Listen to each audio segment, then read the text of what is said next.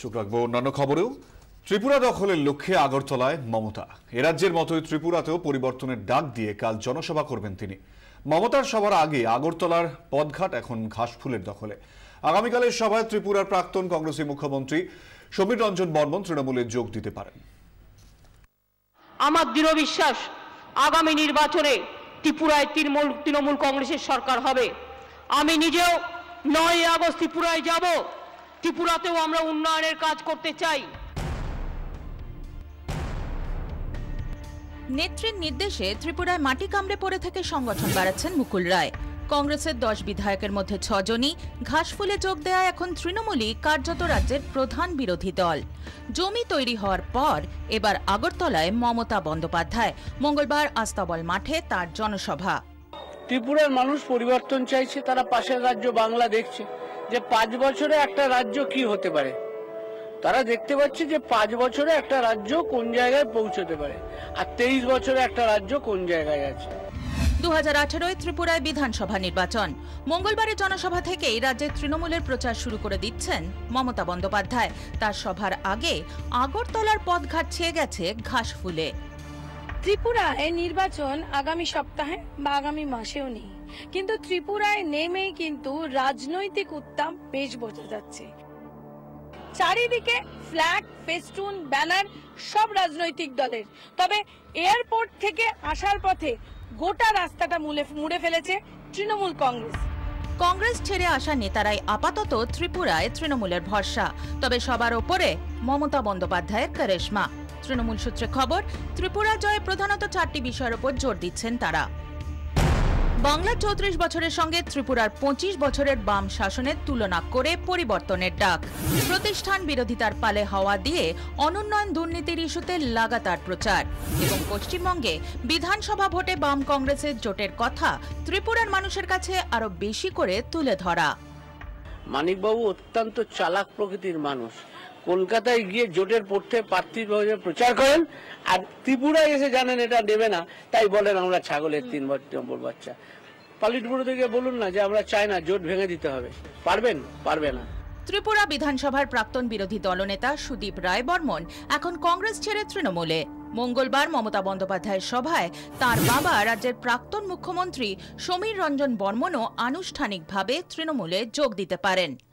আমাদের নেত্রী সাচ্চা কমিউনিস্ট, আমি বলবো, তার চাল চলন, তার মানুষের জন্য চিন্তা ভাবনা, তাই তো কমিউনিস্ট পার্টির লোকরাই তো পশ্চিমবাংলা মমতা ব্যানার্জিকে ভোট দিয়েছেন। এখানে আগামী দিন সেটাই হবে। আমাদের নেত্রীকে দেখে বহু কমিউনিস্ট বন্ধুরা আমাদের তৃণমূলকে ভোট দেবে। আগরতলা থেকে ক্যামেরায় অমিত দাসের সঙ্গে কমলিকা সেনগুপ্ত ও তরুণ চক্রবর্তীর রিপোর্ট, 24 ঘন্টা। ত্রিপুরায় প্রধান প্রতিপক্ষ কংগ্রেসের বিরুদ্ধে কোনো সমালোচনা নয়, বরং উদীয়মান প্রতিদ্বন্দ্বী তৃণমূলকে কড়া আক্রমণ। আগরতলার সভায় সূর্যকান্ত মিশ্রের বক্তৃতায় নির্যাস বলতে এক কথায় এটাই। তাহলে কি ত্রিপুরায় তৃণমূলের শক্তি বাড়ায় চিন্তিত পশ্চিমবঙ্গে ক্ষমতা হারানো সিপিএম? আগরতলায় রবীন্দ্র ভবনে বামেদের সভা। প্রধান বক্তা সূর্যকান্ত মিশ্র, পাশে ত্রিপুরার মুখ্যমন্ত্রী মানিক সরকার। কংগ্রেসের হাত ধরার প্রশ্নে দলের অন্দরে যাঁদের অবস্থান 2 মেরুতে। এদিনও মানিক সরকার যথারীতি কংগ্রেসের বিরুদ্ধে সরব, আর সূর্যকান্ত মিশ্র তাঁর দীর্ঘ বক্তৃতায় কংগ্রেসের সমালোচনার ধার কাজ দিয়েও গেলেন না, বরং পরোক্ষে জোটের পক্ষেই সওয়াল করলেন। অবিভক্ত অন্ধ্রপ্রদেশের তেলেঙ্গানার সশস্ত্র আন্দোলন দমন করবার জন্য সেই সময়ের আক্রমণ, জওহরলাল নেহরুই তো ছিলেন ভারতবর্ষের প্রধানমন্ত্রী। যাদের আমাদের কেন্দ্রীয় কমিটি বলেছিল যে অভিবাদন জানাচ্ছে, স্যালুট, 2,15,00,000 মানুষ যারা এই তৃণমূল বিজেপির বিরুদ্ধে ভোট দিয়েছে পশ্চিমবাংলায়। আপনাদের একটা লাইন আছে, ওদের একটা লাইন আছে, ওদের একটা লাইন একটাই ভারতের কমিউনিস্ট পার্টি মার্ক্সবাদী একটাই লাইন, বামপন্থা। বেঙ্গল লাইন নাকি কেরল ত্রিপুরা লাইন, সিপিএম কোন লাইনে চলবে তা অবশ্য খোলসা করেননি সূর্যকান্ত মিশ্র। পশ্চিমবঙ্গে তৃণমূলের বিরুদ্ধে সন্ত্রাসের অভিযোগ তুললেন, আর আগরতলায় মমতার সভার আগে কড়া আক্রমণ করলেন তাকে। এই টাকার খেলা এরকম, এমপি, এমএলএ, পুরসভা, পঞ্চায়েত, কর্পোরেশন এগুলো দখল করবার চেষ্টা। এই জায়গা আপনাদের এখানে যেটা আপনারা দেখেছেন, যে 6 জন চলে গেল, কোথা থেকে কোথায় চলে গেল। সম্মান নিয়ে এসছেন, সম্মান নিয়ে যাবেন, কোনো সন্দেহ নেই আমাদের সে বিষয়ে। তবে জামানত রাখতে পারবেন কিনা সেটা আলাদা ব্যাপার। গতবারে একটাতেও জামানত রাখতে পারেন। এক মডেল সব জায়গায় চলে না তো। আমরা তো ওকে ভয় করি না, ভয় উনি করেন। তৃণমূল 2 মানে দ্বিতীয় বাড়ির জন্য সরকার, আর ডেঙ্গি 2 একসঙ্গে এসছে ওখানে। আমি এলাম কি উনি এলেন সেটা ব্যাপার নয়, কিন্তু ট্রেনে করে ডেঙ্গিবাহী মশা আসতে কিন্তু এখানে ত্রিপুরায় বেশি সময় লাগবে না, সেই জন্য সাবধান থাকবে। পশ্চিমবঙ্গে তৃণমূল সরকারের বিরুদ্ধে আগরতলায় প্রচারে সূর্যকান্ত। ত্রিপুরা দখলে আত্মবিশ্বাসী তৃণমূল নেতারা অবশ্য বলছেন রাজ্যের বাম সরকারকে বাঁচাতে পারবেন না তিনি। সূর্যকান্ত মিশ্র নিজের ঘর বাঁচাতে পারে না, সে ত্রিপুরায় আসবে কি ঘর বাঁচাতে? সূর্যকান্ত মিশ্র তার নিজের বিধানসভায় যেতেনি, তাকে প্রজেক্ট করে পশ্চিমবাংলায় লড়াই হয়েছিল, সেই লড়াইয়ে তো সিপিএম এর 22 হয়েছে। আমার খুব ইচ্ছে ছিল যে 10-এর তলায় যাতে পৌঁছানো যায়। ত্রিপুরায় বামেদের বিরুদ্ধে প্রধান রাজনৈতিক শক্তি কংগ্রেস। বেঙ্গল লাইনের বাধ্যবাধকতায় আগরতলায় কংগ্রেসের বিরুদ্ধে মুখ খুললেন না সূর্যকান্ত মিশ্র। তবে শুধু বাংলার প্রসঙ্গে নয়, ত্রিপুরার রাজনীতির প্রেক্ষিতেও ঘাসফুল শিবিরের বিরুদ্ধে সরব তিনি। আগামী দিনে ত্রিপুরার তৃণমূলের শক্তি বামেদের উদ্বেগের কারণ হতে পারে বুঝেই কি আক্রমণাত্মক সূর্যকান্ত মিশ্র? প্রশ্ন তুলছে রাজনৈতিক মহল। আগরতলা থেকে ক্যামেরায় অমিত দাসের সঙ্গে কমলিকা সেনগুপ্ত ও তরুণ চক্রবর্তীর রিপোর্ট 24 ঘন্টা। চোখ রাখবো পরের খবরে। আগাম জামিনের জন্য সুপ্রিম কোর্টে যেতে পারেন মানস ভূঁইয়া।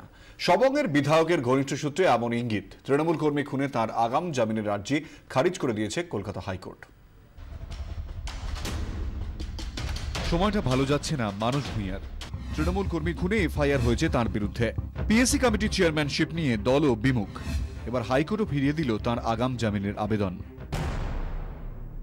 8 এপ্রিল সবংয়ে খুন হন তৃণমূল কর্মী জয়দেব জানা। বাইকে বাড়ি ফেরার পথে পিটিয়ে খুন করা হয় তাকে। তৃণমূলের অভিযোগ ঘটনাস্থলে ছিলেন মানস ভূঁইয়া। হাইকোর্টে তার আগাম জামিনের বিরোধিতা করেন সরকারি আইনজীবী।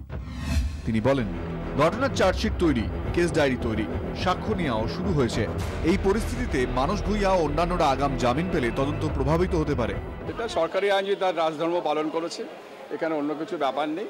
বিচারপতি তার কেস ডায়েরি দেখে বিচার দিয়েছে, সেখানে আমাদের বলার কিছু নেই। মানস ভূঁইয়া পালাবে, সিম্পল ওই এলাকায় না ঢুকতে দিলেই হলো, যে ভাই তুমি ঢুকবে না ওই এলাকায়। আমাদের বেসিক কনসেপ্ট অফ লিবার্টিটা চলে যাচ্ছে বিচারপতিদের মধ্যে থেকে, from lower court two high court. সবসময় যে আগাম জামিন নাকচ হয়ে গেলেই পুলিশকে কাস্টাডিতে নিতে হবে তার কোনো বাধ্যবাধকতা নেই। অনেক সময় police in course of investigation আমরা অনেক মেটেরিয়ালস চলে আসে। মানস ভূঁইয়া জানিয়েছেন আইনজ্ঞদের পরামর্শ নিয়েই পরবর্তী পদক্ষেপ নেবেন তিনি। 24 ঘন্টার জন্য ক্যামেরায় দেবাশিস চন্দ্রের সঙ্গে শ্রাবন্তী সাহার রিপোর্ট, কলকাতা। তৃণমূল কর্মীরাই সবংয়ে তৃণমূল কর্মীকে খুন করেছে দাবি করলেন প্রদেশ কংগ্রেস সভাপতি অধীর রঞ্জন চৌধুরী। তবে মর্মাহত কারণ একটাই, যে মানস ভূঁইয়া একজন রাজনীতিবিদ, সে কখনো খুনের সঙ্গে জড়িত ছিল না, জড়িত থাকতে পারে না। সেই সময় গোটা সবংয়ে কি হয়েছে আমরা সবাই জানি। কৃষ্ণপ্রসাদ জানাকে যে তৃণমূল হত্যা করেছে তারাই কংগ্রেসের লোককে কৃষ্ণপ্রসাদ জানাকে হত্যা করার জন্য অভিযুক্ত করেছে। এই ধরনের বদলা রাজনীতি, প্রতিহিংসার রাজনীতি এই বাংলায় বিরোধী দল হিসাবে কংগ্রেসকে প্রতি মুহূর্তে আমাদের তার মোকাবেলা করতে হচ্ছে।